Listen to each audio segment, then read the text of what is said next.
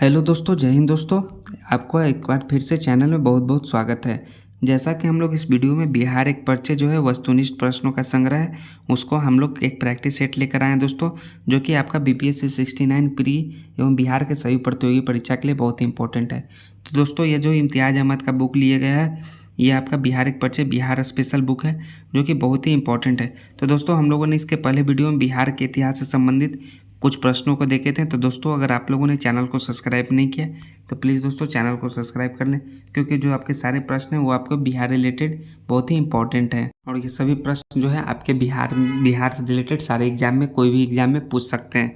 तो चलिए, जो हमारा ये प्रश्न है वो मगध साम्राज्य का उत्थान से संबंधित है, जो कि बिहार का इतिहास एवं संस्कृति से संबंधित प्रश्न है। ये दूसरा वीडियो, तो प्लीज़ दोस्तों जल्दी जल्दी चैनल को सब्सक्राइब कर लें। तो नेक्स्ट चलिए, हमारा पहला प्रश्न क्या है। प्राचीन भारत में साम्राज्यवाद की शुरुआत और विकास का श्रेय दिया जाता है, तो किसको दिया जाता है? वो है मगध को। किसको? मगध को श्रेय दिया जाता है, यानी कि ऑप्शन ए इसका राइट आंसर होगा दोस्तों, मगध। मगध साम्राज्य की आरंभिक राजधानी थी। शिक्षक नियुक्ति परीक्षा 1996 में पूछी गया है यह क्वेश्चन। कौन सी थी? हुए थे गिरिव्रज, यानी कि जो अभी राजगीर या राजगिरी के नाम से जानते हैं। ये ऑप्शन है इसका राइट आंसर होगा दोस्तों, राजगीर। नेक्स्ट है हमारा, महाभारत तथा पुराणों के अनुसार मगध का सर्वप्रथम राजवंश था, तो वो था वृहद्रथ राजवंश। कौन था? वृहद्रथ वंश, यानी ऑप्शन है इसका राइट आंसर है वृहद्रथ वंश। मगध मगध जनपद का संस्थापक। मगध जनपद का संस्थापक जो वृहद्रथ तथा जरासंध कौन थे? वृहद्रथ तथा जरासंध थे मगध जनपद का संस्थापक। ऑप्शन ए इसका राइट आंसर है। मगध साम्राज्य का वास्तविक संस्थापक था, कौन था? वो था बिंबिसार, मगध साम्राज्य का वास्तविक संस्थापक यानी रियल फाउंडर। ऑप्शन है इसका राइट आंसर होगा दोस्तों, बिंबिसार। देखिए दोस्तों, लगभग सारे के आंसर लगभग यही हैं। बिंबिसार एवं अजातशत्रु किस वंश के थे? तो वे थे हर्यक वंश के। किस वंश के? हर्यक वंश के थे। ऑप्शन ए भी इसका राइट आंसर होगा दोस्तों, हर्यक वंश। नेक्स्ट है हमारा, मगध साम्राज्य का उत्कर्ष प्रारंभ हुआ, कब हुआ प्रारंभ? वो हुआ बिंबिसार के शासनकाल में। किसके शासनकाल में? बिंबिसार के शासनकाल में उत्कर्ष प्रारंभ। नेक्स्ट, बिंबिसार ने किस राजकुमारी के साथ विवाह किया? तो बिंबिसार ने किस राजकुमारी के साथ विवाह किया? हुए थे तीनों के साथ, चिलना के साथ, कौशल देवी के साथ, खेमा के साथ, उपयुक्त में से सभी राजकुमारी के साथ। ऑप्शन डी इसका राइट आंसर होगा दोस्तों। बिंबिसार ने ब्रह्मदत्त को पराजित कर कौन सा राज्य जीता था? वो था अंगराज। किसको राज्य को? अंगराज को जीता था। ऑप्शन ए इसका राइट आंसर है। हर्यक वंश का दूसरा शासक, तो इसका जो दूसरा शासक था हुआ कौन था? अजातशत्रु, यानी कि ऑप्शन इसका राइट आंसर होगा दोस्तों, अजातशत्रु। राजगीर में दुर्ग तथा स्तूप की स्थापना मगध के किस शासक ने की थी? तो इसकी स्थापना मगध के कौन से शासक की थी? हुए थे अजातशत्रु ने की। ऑप्शन बी इसका राइट आंसर होगा दोस्तों, अजातशत्रु। नेक्स्ट हमारा, वज्जित संघ के लक्षिवियों को पराजित करने वाला मगध का शासक था, वो था अजातशत्रु था। कौन था? अजातशत्रु, जो लक्षिवियों को पराजित किया। ऑप्शन बी इसका राइट आंसर है। अजातशत्रु के साथ प्रेम संबंध के लिए चर्चित नर्तकी जो आम्रपाली कहाँ की थी? तो वो वैशाली की थी। कहाँ की आम्रपाली? वैशाली की थी। ऑप्शन सी इसका राइट आंसर होगा दोस्तों, वैशाली। अजातशत्रु ने किस राज्य के साथ युद्ध में प्रथम बार रथ, मूसल तथा महाशिलाकंटक नामक हथियारों का प्रयोग किया? तो किस राज्य के साथ युद्ध किया था? वे थे लक्षवी राज्य के युद्ध, लक्षवी राज्य के साथ जो युद्ध किए इसमें ये हथियार का प्रयोग किया। ऑप्शन सी इसका राइट आंसर है, लक्षवी। प्रथम मगध साम्राज्य का उत्कर्ष किस शताब्दी में हुआ था? किस शताब्दी में? वो ईसापुर 6ठी शताब्दी में उत्कर्ष हुआ मगध साम्राज्य का उत्कर्ष। ऑप्शन बी इसका राइट आंसर है दोस्तों, ईसापुर 6ठी शताब्दी। पाटलिपुत्र नगर की स्थापना किस शासक ने की थी? तो इसकी स्थापना उदयन ने, इसने उदयन ने की थी। ऑप्शन बी इसका राइट आंसर, उदयन जो है अजातशत्रु के बाद मगध की गद्दी पर बैठा था, उसे हम लोग उदयभद्र भी कहते हैं। किस राजा ने पाटलिपुत्र को सर्वप्रथम मगध की राजधानी बनाया? तो कौन था? उदयन जो राजा था, उसने पाटलिपुत्र को प्रथम मगध की राजधानी बनाया। ऑप्शन है इसका राइट आंसर होगा दोस्तों, उदयन। हर्यक वंश का अंतिम शासक, तो हर्यक वंश का अंतिम शासक नागदशक। कौन था? नागदशक था। ऑप्शन बी इसका राइट आंसर है। हर्यक वंश के उपरांत मगध पर किस वंश की सत्ता स्थापित हुई? तो हर्यक वंश के बाद जो है वो शिशुनाग वंश की सत्ता स्थापित हुई। ऑप्शन इसका राइट आंसर है, शिशुनाग वंश। उसके संस्थापक कौन थे? शिशुनाग थे। सर्वप्रथम मगध के किस शासक ने गिरिव्रज यानी कि आज के राजगिरी के अतिरिक्त वैशाली को भी अपनी राजधानी बनाया? तो कौन है दोस्तों? वो है कालाशोक। कौन है? कालाशोक, यानी ऑप्शन है इसका राइट आंसर है कालाशोक। कालाशोक को हम लोग सॉरी दोस्तों, कि इसका करेक्ट आंसर क्या होगा? इसका करेक्ट आंसर शिशुनाग होगा दोस्तों। और किस शासक ने पाटलिपुत्रा को पुनः राजधानी बनाया और तब से मगध साम्राज्य की राजधानी पाटलिपुत्रा ही रही? तो कौन है दोस्तों? तो इसका करेक्ट आंसर होगा कालाशोक। इसका करेक्ट आंसर होगा दोस्तों कालाशोक। और इसका करेक्ट आंसर होगा कौन सा? शिशुनाग, जो है राजगिरी के अतिरिक्त वैशाली को भी राजधानी बनाया। ऑप्शन नंबर डी इसका राइट आंसर है। और किस शासक ने पाटलिपुत्रा को पुनः राजधानी बनाया और तब से मगध साम्राज्य की राजधानी पाटलिपुत्रा ही रही? वो है कालाशोक। कालाशोक को हम लोग काकवर्ण भी कहते हैं। क्या है? काकवर्ण भी कहा जाता है कालाशोक को। तो सारे के आंसर दिए गए हैं दोस्तों, हड़बड़ाइएगा नहीं, सारे प्रश्न के आंसर दिए गए हैं। द्वितीय बौद्ध संगति का आयोजन किसके शासनकाल में हुआ था? तो किसके शासनकाल में हुआ था? वो कालाशोक के शासनकाल में हुआ द्वितीय बौद्ध संगति का आयोजन। ऑप्शन डी इसका राइट आंसर है। द्वितीय बौद्ध संगति का आयोजन कहाँ हुआ? तो इसका जो आयोजन हुआ वो वैशाली में। कहाँ? वैशाली में हुआ। ऑप्शन है इसका राइट आंसर है, वैशाली 383 ईसा पूर्व में हुआ। द्वितीय बौद्ध संगति की अध्यक्षता की थी तो कौन किए थे? साब कमीर। कौन? साब कमीर ने किए थे अध्यक्षता। ऑप्शन है इसका राइट आंसर है। नंद वंश का संस्थापक, तो नंद वंश का संस्थापक कौन हुए? महापद्मानंद, ये संस्थापक हैं। ऑप्शन है इसका राइट आंसर है महापद्मानंद। मगध के किस शासक को कली का अंश यानी कि परशुराम अवतार, क्षत्रियों का नाशक, सर्व क्षत्रांक, एक छत्र और एक राट कहा गया है? कौन शासक को? है उदयन को, किसको? घनानंद को, अजातशत्रु को। तो कहा गया है महापद्मानंद को। किसको? महापद्मानंद को यह कथन कहा गया। ये सारे कोट, जो सारे वाक्य जो दिए गए हैं सब दिए गए हैं महापद्मानंद के बारे में दिए हैं। ऑप्शन डी बी इसका राइट आंसर है। यह नंदवंश का सबसे सर्वाधिक प्रतापी शासक था दोस्तों। ये देखिए आपका लिखा हुआ है। इसका करेक्ट उत्तर क्या होगा? Option B.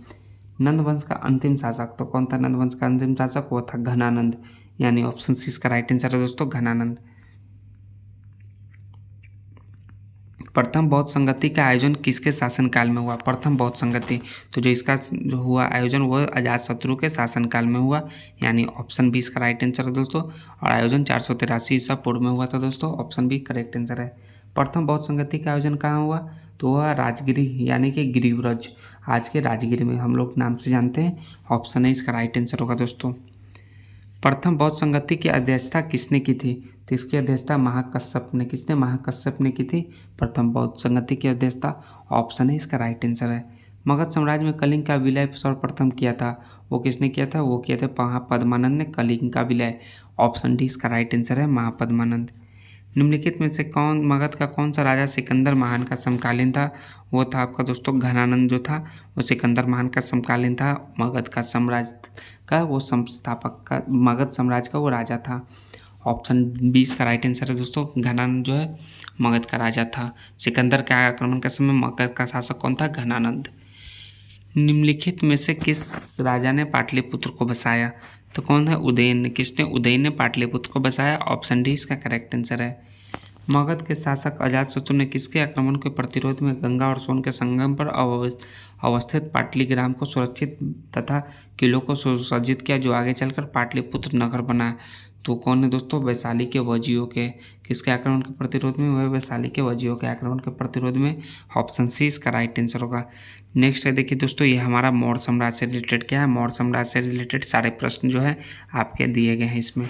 मौर्य साम्राज्य का संस्थापक था, तो इसके संस्थापक कौन हुए? चंद्रगुप्त मौर्य हुए दोस्तों। ऑप्शन डी इसका राइट आंसर है। मौर्य साम्राज्य की राजधानी थी, तो मौर्य साम्राज्य की राजधानी जो हुई दोस्तों कहाँ हुई? पाटलिपुत्र में हुई। सो ऑप्शन बी इसका राइट आंसर है, पाटलिपुत्र। चंद्रगुप्त मौर्य ने मगध की सत्ता किसकी सहायता से प्राप्त की? तो जो है चाणक्य, यानी कि जिनको हम लोग विष्णुगुप्त के नए नाम से जानते हैं, इनकी सहायता से मगध की सत्ता प्राप्त की। ऑप्शन ए इसका राइट आंसर है। मौर्य साम्राज्य की स्थापना, मौर्य साम्राज्य की स्थापना कब हुई? वो हुई 320 ईसा पूर्व में हुई मौर्य साम्राज्य की स्थापना। ऑप्शन बी राइट आंसर है। यूनानी दूत मेगास्थनीज किसके दरबार में पाटलिपुत्र आया था? तो आया था चंद्रगुप्त मौर्य के दरबार में Pataliputra Megasthenes. Option B correct answer है। मेगास्थनीज का पाटलिपुत्र आगमन हुआ, तो वो हुआ 315 ईसा पूर्व में आगमन। ऑप्शन बी राइट आंसर है। चंद्रगुप्त मौर्य के दरबार में मेगास्थनीज को भेजने वाला शासक कौन था? वो था सेल्यूकस। कौन था? सेल्यूकस। ऑप्शन बी इसका राइट आंसर दोस्तों, सेल्यूकस जो था भेजा था। किस शासक के शासनकाल के समय मगध पर 12 वर्षों का भीषण अकाल पड़ा? तो वो है चंद्रगुप्त मौर्य के शासनकाल के समय। ऑप्शन डी इसका राइट आंसर होगा दोस्तों, चंद्रगुप्त मौर्य। चंद्रगुप्त मौर्य का प्रधानमंत्री था, तो उनके प्रधानमंत्री चाणक्य हुए। कौन हुए? चाणक्य। ऑप्शन है इसका राइट आंसर होगा दोस्तों, चाणक्य। किसने मुक्ति दिलाने के कारण चंद्रगुप्त मौर्य को भारत का मुक्तिदाता कहा जाता है? तो यूनानियों से मुक्ति दिलाने के कारण। ऑप्शन बी इसका राइट आंसर है। वह स्रोत जिसमें पाटलिपुत्र के प्रशासन का वर्णन उपलब्ध है तो वह इंडिका। क्या है? इंडिका में उपलब्ध है। ऑप्शन सी इसका करेक्ट आंसर है, इंडिका। नंद वंश के पश्चात मगध पर किस राजवंश ने शासक किया? तो कौन वह राजवंश है दोस्तों? वह है उसके बाद मौर्य वंश ने शासक किए। ऑप्शन इसका राइट आंसर है। मेघास्थनीज की पुस्तक का नाम क्या है? तो उसकी पुस्तक का नाम है इंडिका। क्या है? Indica. Option D right answer. अर्थशास्त्र के लेखक हैं तो इसके लेखक कौटिल्य। क्या है? कौटिल्य। इनका अन्य नाम चाणक्य एवं विष्णुगुप्त भी है दोस्तों। पाटलिपुत्र की शासन व्यवस्था का विस्तृत वर्णन किस विदेशी यात्री के वृत्तांत में मिलता है? तो है मेघास्थनीज के वृत्तांत में। ऑप्शन सी राइट आंसर है। चंद्रगुप्त मौर्य के उपरांत मौर्य साम्राज्य का शासक बना तो कौन बना? वो बिंदुसार बना, यानी ऑप्शन डी इसका राइट आंसर है, बिंदुसार।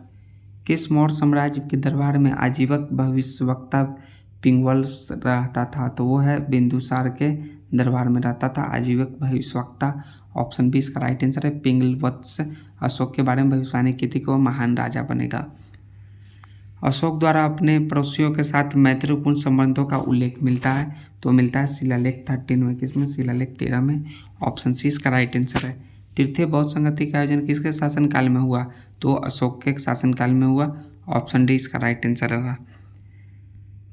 तृतीय बौद्ध संगति का आयोजन जो है उसकी अध्यक्षता किसने की थी? तो इसकी जो अध्यक्षता की थी वह के थे मोगलीपुत्र तीस ने। किसने? मोगलीपुत्र तीस ने इसकी अध्यक्षता की। ऑप्शन है राइट आंसर है।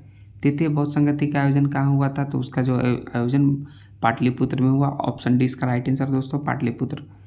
तृतीय बौद्ध संगति का आयोजन कब हुआ? तो इसका आयोजन 251 ईसा पूर्व में हुआ। ऑप्शन ए इसका करेक्ट आंसर है। किस चंद्रगुप्त ने कलिंग पर विजय प्राप्त की? तो कौन सा है? किस मौर्य साम्राज्य ने? तो वह है अशोक मौर्य साम्राज्य ने कलिंग पर विजय प्राप्त की। ऑप्शन सी इसका राइट आंसर होगा दोस्तों, अशोक। किस युद्ध में हुए तब भारी तबाही को देखकर तथा जालमान की हानि को देखकर अशोक का हृदय परिवर्तन हुआ और उसे युद्ध नीति तैयार कर धर्मनीति की घोषणा की? तो कलिंग का युद्ध का ही है दोस्तों, यानी ऑप्शन है इसका राइट आंसर है, कलिंग का युद्ध। अशोक का धर्म था तो अशोक का धर्म नैतिक आचार संहिता था दोस्तों। ऑप्शन इसका राइट आंसर है। मौर्य साम्राज्य का केंद्रीय न्यायालय कहाँ स्थित था? तो यह पाटलिपुत्र में स्थित था। ऑप्शन बी इसका राइट आंसर होगा, पाटलिपुत्र। अशोक ने अपने धर्म यात्रा के अंतर्गत सर्वप्रथम किस जगह की यात्रा की? तो बोधगया की यात्रा की। ऑप्शन सी इसका करेक्ट आंसर है। अशोक ने अपने धर्म की यात्रा के अंतर्गत बोधगया की यात्रा अपने राज्याभिषेक के किस वर्ष में की थी? तो 10वें वर्ष में की थी। ऑप्शन बी इसका राइट आंसर है, 10वें वर्ष। अशोक के स्तंभ लेख बिहार के किस जिले से प्राप्त हुई है? तो दोस्तों चंपारण के जिले से प्राप्त हुई स्तंभ लेख। ऑप्शन से राइट आंसर होगा। बिहार से प्राप्त होने वाले अशोक के स्तंभ लेख नहीं है, वो कौन है? रुम्नी देवी। कौन है? रुम्नी देवी। ऑप्शन सी इसका राइट आंसर है। अशोक के समय मौर्य साम्राज्य में 5 प्रांत का उल्लेख मिलता है जिसमें एक प्राची या प्राची प्रांत जो पूर्वी प्रदेश की राजधानी थी।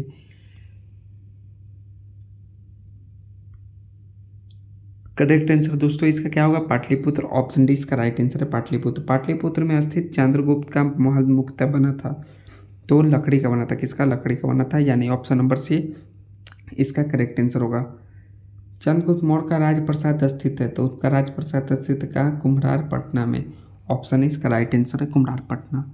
किस विद्वान ने चंद्रगुप्त मौर्य के राजप्रसाद के बारे में कहा है कि इसकी शान शौकत का मुकाबला न तो सुसा न एक बेतना कर सकते हैं? तो किसने कहा दोस्तों? इसका जो करेक्ट आंसर है एरियन ने। किसने? एरियन ने कहा। ऑप्शन सी इसका राइट आंसर होगा दोस्तों, एरियन। चंद्रगुप्त मौर्य के राजप्रसाद के बारे में किसने कहा है कि यह प्रसाद मानव कृति नहीं है वरना देवों के द्वारा निर्मित है? तो किसने कहा है? वो फाइयान ने कहा। ऑप्शन बी इसका राइट आंसर है। किस शासक ने गया के निकट बराबर की पहाड़ियों में आजीविकों के लिए गुफाओं का निर्माण करवाया था? वो था अशोक ने, यानी ऑप्शन सी इसका राइट आंसर होगा, अशोक। गया के समीप नाभगा अर्जुनी की पहाड़ियों पर प्रसिद्ध गोपी गुफा का निर्माण करवाया था किसने? वो दशरथ ने। ऑप्शन डी इसका राइट आंसर होगा, दशरथ। मौर्यकालीन चामरगिरी अच्छी प्राप्त हुई है कहाँ हुई है प्राप्त? हुई दीदारगंज पटना में मौर्यकालीन चामरगिरी अच्छी प्राप्त। ऑप्शन है इसका राइट आंसर होगा दोस्तों, दीदारगंज पटना। बिहार के किस स्थान से मौर्य कला में बने जैन तीर्थकों का प्रतिमा प्राप्त हुई है? तो प्राप्त हुई है लोहानीपुर। कहाँ? लोहानीपुर पटना में। ऑप्शन बी इसका राइट आंसर होगा। पाटलिपुत्र के नगर निर्माण तथा सुंदरता का वर्णन किया है किसने? वो मेगास्थनीज ने अपने पुस्तक इंडिका में किया है। ऑप्शन बी इसका राइट आंसर होगा दोस्तों, मेगास्थनीज। पाटलिपुत्र को किस शासक ने सर्वप्रथम अपनी राजधानी बनाया था? वो थे चंद्रगुप्त मौर्य ने। ऑप्शन ए इसका राइट आंसर है चंद्रगुप्त मौर्य। अशोक के शासनकाल में बौद्ध सभा किस नगर में आयोजित की गई थी? तो दोस्तों कहाँ? पाटलिपुत्र में आयोजित की गई थी। ऑप्शन बी इसका राइट आंसर है पाटलिपुत्र। किसके शासनकाल में मिस्र के राजा फिलाडेल्फस यानी टॉलमी द्वितीय ने डियानिसियस नामक राजदूत को पाटलिपुत्र भेजा था? तो वह है बिंदुसार। किसने? बिंदुसार। ऑप्शन बी इसका राइट आंसर है बिंदुसार। किस विद्वान के अनुसार जो है चंद्रगुप्त मौर्य ने पालिथ्रोबस यानी कि पाटलिपुत्र का रूप नाम धारण किया था? तो किसके अनुसार? वो है स्ट्रैब्रो के अनुसार। ऑप्शन डी इसका राइट आंसर है स्ट्रैब्रो। यानी यूनानी दूत जो है डोमिलिकस का आगमन मगध के किस शासक के दरबार में हुआ है? किसका? डोमिलिकस का आगमन। ऑप्शन नंबर बी इसका राइट आंसर होगा दोस्तों, बिंदुसार। ऑप्शन बी इसका करेक्ट आंसर है। नेक्स्ट है हमारा केवल वह स्तंभ जिसमें अशोक ने स्वयं को मगध का सम्राट बताया है। तो कौन सा? वह बहाबरू स्तंभ। कौन सा? बहाबरू स्तंभ में अशोक ने स्वयं को मगध का सम्राट बताया है। ऑप्शन बी इसका राइट आंसर होगा। बराबर की गुफा का उपयोग किसने आश्रय गृह के रूप में किया? तो वो क्या है? आजीविकों ने आश्रय गृह के रूप में उपयोग। ऑप्शन इसका राइट आंसर होगा। अशोक की राजधानी कहाँ थी? तो दोस्तों अशोक की राजधानी पाटलिपुत्र में थी। ऑप्शन इसका राइट आंसर है पाटलिपुत्र। मौर्य काल में पाटलिपुत्र का प्रशासन जो है 30 नागरिकों की सभा संचालित करती थी जो 5-5 सदस्यों की 6 समितियों में संगठित थी। यह कथन किसका है? यह कथन जो है मेगास्थनीज जी का है। ऑप्शन सी इसका राइट आंसर है मेगास्थनीज। मौर्य प्रशासन के संबंध में कौन सा कथन सही है? तो कौन सा? यह केंद्रीकृत है, ये भी कथन सही है दोस्तों। और क्या है आपका? करों का बोझ दिखता है, ये भी सही है। प्रशासन तंत्र कठोर होता है, ये भी सही। उपयुक्त सभी। ऑप्शन डी इसका राइट आंसर होगा दोस्तों, उपयुक्त सभी। अशोक के संबंध में कौन सा कथन सही है? तो उसके संबंध में कौन सा कथन सही है अशोक के संबंध में दोस्तों? तो ये आपके सारे कथन सही है दोस्तों। ऑप्शन नंबर सी डी इसका राइट आंसर, उपयुक्त सभी। देवना पिये के नाम से किस शासक ने अपने आप को संबोधित किया है? तो कौन से शासनकाल है दोस्तों? वह है आपके अशोक है। कौन है? अशोक जो है देवनाम पिये के नाम से अपने आप को संबोधित किया। ऑप्शन बी इसका राइट आंसर है अशोक। नेक्स्ट हमारा क्या है? महामात के कार्य थे। तो उसके कार्य क्या थे दोस्तों? वो थे कार्य, ये भी थे, ये भी थे, ये भी थे, तीनों कार्य थे। ऑप्शन डी इसका राइट आंसर होगा, उपयुक्त में से सभी। धम्म नीति या क्रियान्वयन, जन कल्याण के उपाय, लोगों के बीच दान वितरण, यानी ऑप्शन नंबर डी इसका राइट आंसर है। मौर्यकालीन प्रशासन में राजयोग के कार्य थे। किसके कार्य थे? न्यायिक, ग्रामीण प्रशासन, राजस्व विभाग, उपयुक्त सभी। ऑप्शन डी इसका राइट आंसर है दोस्तों। मौर्यकालीन विद्वानों में किनका नाम आता है? तो उनका जो किनका नाम आता है दोस्तों, जो आता है कौटिल्य का नाम आता है, और किनका आता है? पाणिनि का नाम आता है, और पावावर्स का नाम आता है। ऑप्शन 1, 2, 3 तीनों सही है। ऑप्शन डी इसका राइट आंसर है।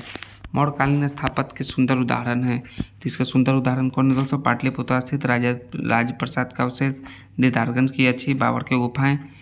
कौन है दोस्तों? यह भी राजगीर की सोन भंडार गुफा। तो इसका जो करेक्ट आंसर होगा दोस्तों वो होगा आपका पाटलिपुत्र से राजप्रसाद। नेक्स्ट है आपका दीदारगंज की अच्छी, और नेक्स्ट है आपका बाबर की गुफाएं, यानी कि 1, 2, 3। ऑप्शन नंबर 20 का राइट आंसर होगा दोस्तों 1, 2, 3 इसका करेक्ट आंसर है। अशोक की धम्म नीति की जानकारी मिलती है। तो सभी से मिलती है दोस्तों। साथ में शिलालेख से आपको मिलेगी, और द्वितीय शिलालेख से मिलेगी, द्वितीय स्तंभ से मिलेगी, सभी से आपको जानकारी मिलेगी। अशोक ने किस अभिलेख में दान और धम्म दान के अंतर को स्पष्ट किया? तो किस अभिलेख में? नवम शिलालेख में। ऑप्शन सी इसका राइट आंसर होगा दोस्तों, नवम शिलालेख। नेक्स्ट है मौर्य साम्राज्य के पतन में कौन सा कारण जो है शामिल नहीं है? तो कौन सा कारण शामिल नहीं हुआ है? आर्थिक सम्राट। ऑप्शन सी इसका राइट आंसर होगा दोस्तों, आर्थिक संकट। क्या है? आर्थिक संकट जो है मौर्य साम्राज्य के पतन में कारण शामिल नहीं है। अयोग्य शासक जो है, प्रांतीय विद्रोह है, और विदेशी आक्रमण जो है मौर्य साम्राज्य के पतन में कारक शामिल हैं। यह जो कारण है आर्थिक संकट, यह शामिल नहीं है इसके पतन में। तो दोस्तों हम लोगों ने आपके 56 प्रश्न यानी कि 50 से अधिक प्रश्न जो देखे हैं, आपके 59 प्रश्न देखे जो कि आपके बिहार के इतिहास से संबंधित है दोस्तों। और ये आपके आधुनिक बिहार से नहीं, आपके ये मध्यकालीन बिहार से संबंधित है। तो दोस्तों अगर आपको ये सेट अच्छा लगा हो, इम्तियाज़ अहमद का बिहार एक परिचय, तो प्लीज़ दोस्तों जल्दी से जल्दी चैनल को सब्सक्राइब कीजिए और लोगों को बोलिए चैनल को सब्सक्राइब करने, क्योंकि बिहार एक परिचय जो बिहार रिलेटेड स्पेशल जो बुक है, हिस्ट्री का दोस्त बुक है, सभी सब्जेक्ट का जो बुक है आपका, वो आपको BPSC 69 बिहार के सभी प्रतियोगी परीक्षा के लिए बहुत इंपॉर्टेंट है। तो दोस्तों हम लोग इसमें भी बिहार का इतिहास पढ़ रहे हैं, यानी कि हम लोग इस बुक का हिस्ट्री का पार्ट्स पढ़ रहे हैं दोस्तों। इससे रिलेटेड हमारा दूसरा वीडियो था, तो प्लीज़ दोस्तों चैनल को सब्सक्राइब कर लें दोस्तों। हम लोग फिर नेक्स्ट वीडियो में मिलते हैं।